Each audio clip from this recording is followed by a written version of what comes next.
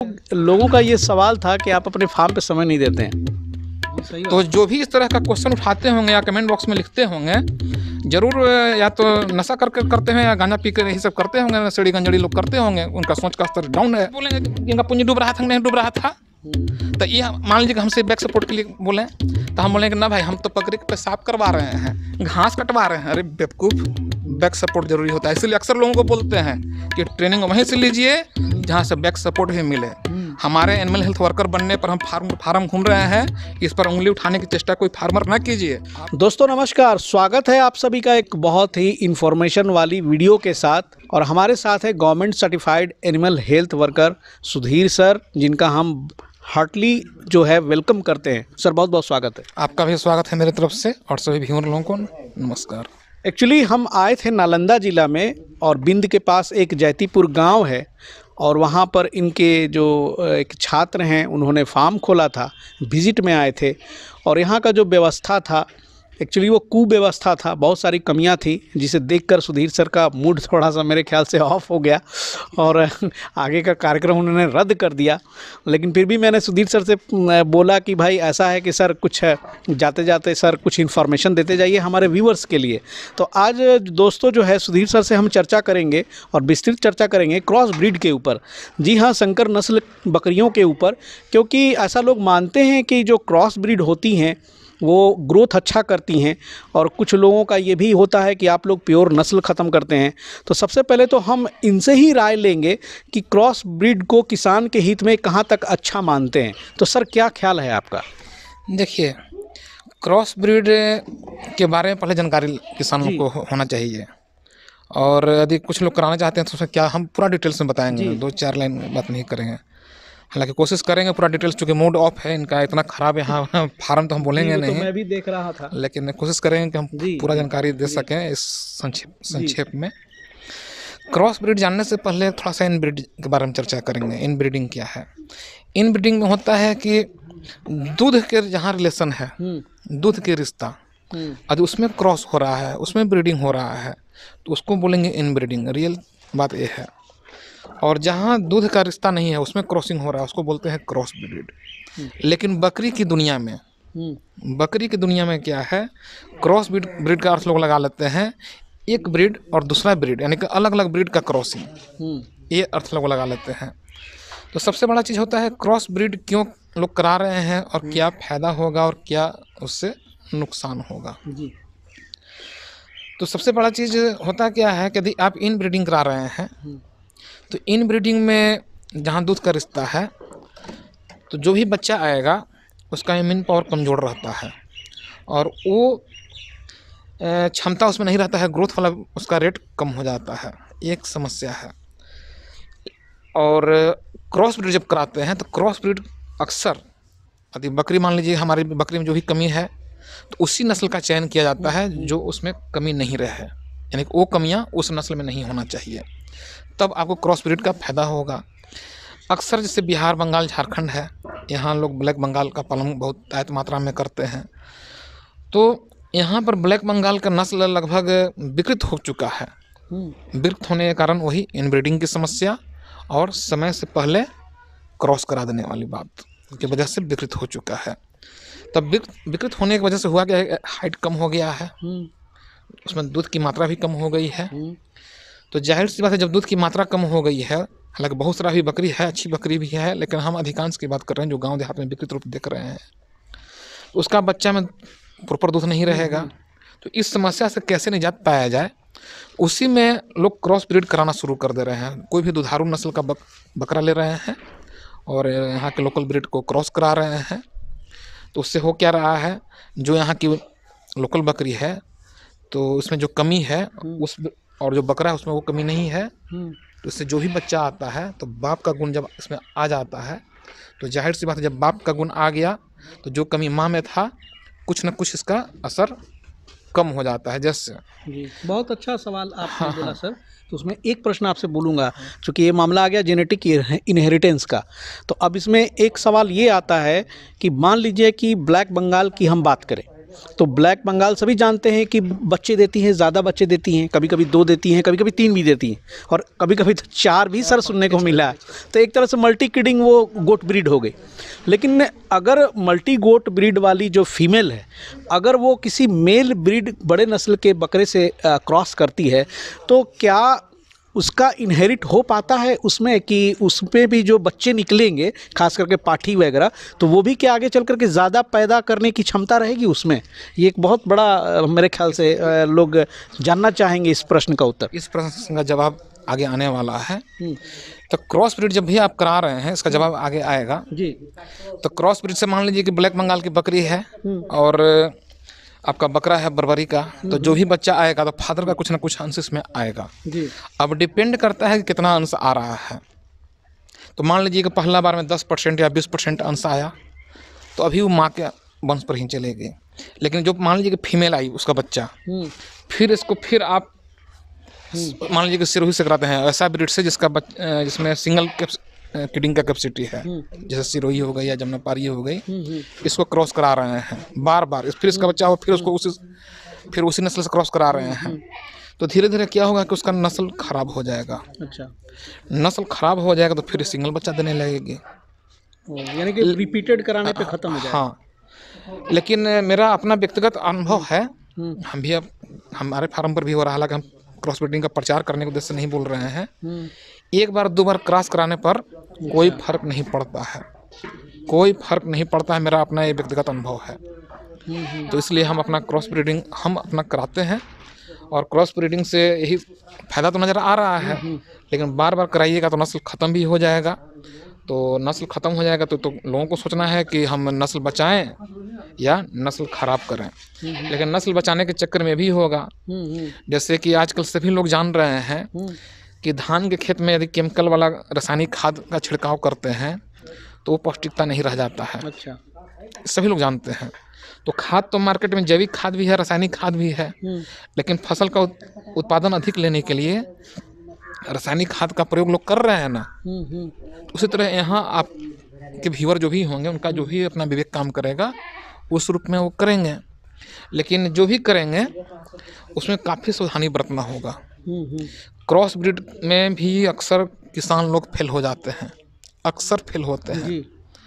Fail होने का main कारण क्या होता है, ये भी जब चर्चा निकला है तो छोटा वीडियो के कारण छिपाया नहीं जाए, पूरा नॉलेज दिया जाए। बहुत सारा फार्मर, लेकिन फेल होने वाला कारण सर थोड़ा देर बाद, क्योंकि एक मन में जिज्ञासा और आ रहा था कि अभी मैंने थोड़ा क्वेश्चन उलट किया कि अब मान लेते हैं कि हम अगर ब्लैक बंगाल का बकरा मान लेते हैं और उसको उलट देते हैं कि कोई बड़ी नस्ल वाली जो बकरी है उसके साथ अगर क्रॉस हो तो फिर उसका क्या इफेक्ट रहेगा? अच्छा, यानी कि आपका कहना ये है कोई बड़ी नस्ल की बकरी है यानी कि उस नस्ल में मल्टी किडिंग नहीं है, एक बच्चा देती है, और आप सोच रहे हैं कि ब्लैक बंगाल मल्टी किडिंग वाला है, तो ब्लैक बंगाल का बकरा से क्रॉस करा देंगे तो 3 बच्चा दे देगी या 4 बच्चा दे देगी।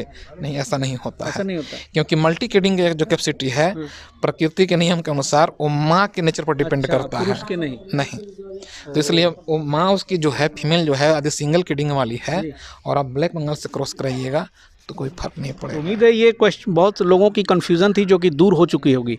अब आते हैं क्रॉस ब्रीड पर फेलियर होने वाली रीज़न के बारे में बात करते हैं। ब्लैक बंगाल से क्रॉस कराइएगा, फिर उसका जब पार्टी हुई फिर उसको कराइएगा, इस तरह से करते करते जिस दिन उसके किसी पीढ़ी में ब्लैक बंगाल का अंश आ जाएगा तो फिर वो मल्टी किडिंग करने लगेगी। तो कोई बड़ा नस्ल मान लगे क्यों कोई ब्लैक बंगाल से क्रॉस कराएगा, क्योंकि ब्लैक बंगाल में सिर्फ एक ही कमी देखा गया है कि दूध की मात्रा उसमें कम रहती है, सिर्फ अपना बच्चा भर ही रहता है। तो लोग दूध बढ़ाने के लिए क्रॉस ब्रीडिंग कराते हैं, और थोड़ा सा वेट गेन भी तेज़ी से होता है, क्योंकि ब्लैक बंगाल के अलावा जैसे बर्बरी का भी डर रहे या सिरोही का रहे उसका वेट गेन तेज़ी से होता है। लेकिन यहाँ लेकिन फेल क्यों होते हैं इस पर चर्चा करना चाह रहे हैं। जो पुराने व्यूअर होंगे वो तो अधिकांश कारण जानते होंगे, लेकिन एक मेन कारण बताएंगे, लेकिन नया जो होंगे उनके लिए भी बेसिक कारण जो है वो हम बता दे रहे हैं। सावधानी नहीं बरतेंगे तो फेल होंगे। जब ही ब्रीडर का चयन पहले से आप कर चुके हैं तो उस हाइट के लगभग ब्लैक बंगाल की आपकी बकरी होनी चाहिए, यानी कि फीमेल का भी हाइट अच्छा होना चाहिए। अच्छा, इस कंडीशन में होना चाहिए कि उसका जो जब इसके अंदर बच्चा डेवलप होने लगेगा तो उसका गर्भाशय उस बच्चे को अपने अंदर रख सके। नहीं तो होगा क्या, ब्लैक बंगाल में तो क्षमता है 3-3 बच्चा देने का, है ना। सिरोही से यदि आप क्रॉस करा रहे हैं, सिरोही का बच्चा का साइज बड़ा रहता है, यदि इसके गर्भाशय में 3 बच्चा हो गया बड़े साइज का और उसका गर्भाशय का साइज यदि छोटा है तो गर्भाशय उसको सुरक्षित नहीं रख पाएगी, या तो बाहर की ओर फेंकने की कोशिश करेगी, यदि फेंक दी तो ठीक है बकरी बच जाएगी, यदि नहीं फेंकेगी तो पेट में ही बच्चा मर जाएगा। ऐसा केस अक्सर होता है, जो भी अनुभवहीन लोग रहते हैं उनके यहाँ अक्सर ऐसा होता है जी। बड़े नस्ल वाले के बकरे के साथ वो ब्लैक बंगाल को, वो भी कमजोर अगर मादा रहे तो जान को भी खतरा हो सकता है। यदि बहुत छोटी कद के है और क्रॉस करा दिए जी, बिल्कुल, ये इसलिए ब्लैक बंगाल में भी जो अच्छी हाइट की रहे उसी से मैटिंग कराइए जी, क्योंकि उसका गर्भाशय का साइज बड़ा रहेगा, तब तगड़े बच्चे पैदा होंगे। एक सावधानी ये बरतना है। दूसरा चीज़ सावधानी और क्या बरतना है कि जो 1-2 ब्यान वाली बकरी रहे उसी को आप बड़ा नस्ल वाला से कराइए या क्रॉस ब्रीडिंग कराइए, ताकि उसका बच्चा निकलने का रास्ता भी जो रहे वो फैला हुआ रहे। ये सब बेसिक सावधानी था। एक गलती और क्या लोग करते हैं, यूट्यूब पर तो बहुत सारा वीडियोस पर चल रहा है, लेकिन हम भी वीडियो देखते रहते हैं, उस पर आज तक कोई ध्यान नहीं दिए हैं, लेकिन हमारा ध्यान उस पर जाता है जी। और हमारे यहाँ जो लोग आते हैं, हमारे यहाँ भी लोगों को जागरूक करने का बैच चलाया जाता है ना, हम लोगों को बताते हैं कि ब्लैक बंगाल की जो बकरी है उसमें दूध सिर्फ ब्लैक बंगाल के बच्चा के लिए ही दूध है, उससे ज़्यादा दूध उसमें नहीं है जी। सच्चाई बात यही यदि है तो मान लीजिए 10% बकरी में है तो हम 10% को लेकर नहीं ना चलेंगे, एवरेज लेकर चलेंगे। तो ब्लैक बंगाल में दूध कितना है, सिर्फ अपना बच्चा भर, है ना। यदि ब्लैक बंगाल की बकरी ब्लैक बंगाल से क्रॉस होता है तब ब्लैक बंगाल का बच्चा आया तो दूध की कोई कमी नहीं होगा। लेकिन ब्लैक बंगाल को लोग बड़ा नस्ल वाला से क्रॉस करा रहे हैं, ठीक। यदि मान लीजिए उसका गर्भाशय बच्चा को सुरक्षित रख लिया, बच्चा का जन्म भी सही तरीका से हो गया, चलिए बच्चा भी बाहर आ गया, लेकिन उसमें थन में दूध, क्योंकि जब बच्चा बड़ा आया, बाप का अंश आया तो बच्चा बड़ा आ गया, बिल्कुल। जब बच्चा बड़ा आ गया तो उसका पेट भी बड़ा रहेगा, जब पेट बड़ा रहेगा और वहाँ दूध कम है तो बच्चा कुपोषित पैदा होगी, बच्चा कुपोषित होगी।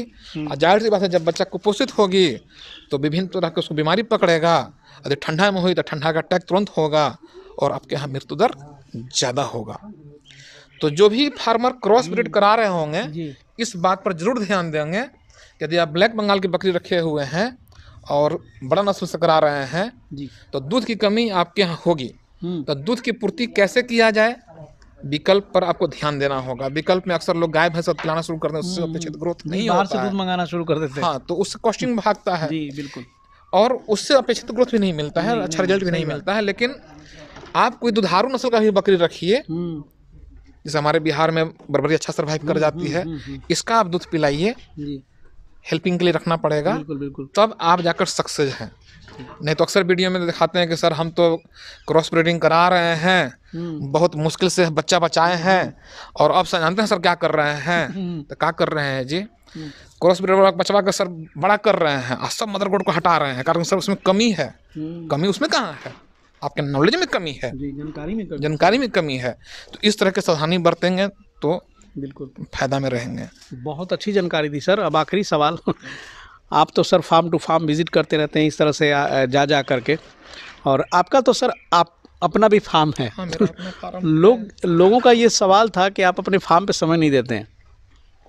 सही बात है। देखिए 14 साल से हम फार्मिंग कर रहे हैं, तो 14 साल का तो एक्सपीरियंस मेरे पास है। साथ ही साथ हम एनिमल हेल्थ वर्कर भी हैं, जैसा कि एप्रन पहनकर अधिकांश लोग जानते भी होंगे, जब नए लगे होंगे वो जान जाए कि मैं एक एनिमल हेल्थ वर्कर भी हूँ, भी गवर्नमेंट सर्टिफाइड। जी, गवर्नमेंट जॉब में तो हो नहीं, अपनी समय देता हूँ, उससे भी हमारी इनकम होती है। तो जाहिर सी बात है 14 साल का अनुभव और एक government certified animal health worker, इससे भी कुछ नॉलेज है ना, उस नॉलेज को क्या सिर्फ अपने फार्म में ही यूज करें, उस अनुभव को क्या अपने फार्म में ही यूज करें। यदि मेरे अनुभव से, मेरे नॉलेज से दूसरे किसान को भी फायदा हो रहा है और हमको इनकम भी हो रहा है तो क्यों नहीं करें। यदि मेरे पास यदि ज्ञान का भंडार है तो ज्ञान बांटने से दूसरे को परोपकार भी होता है और हमारी इनकम भी होती है, तो हम कर रहे हैं।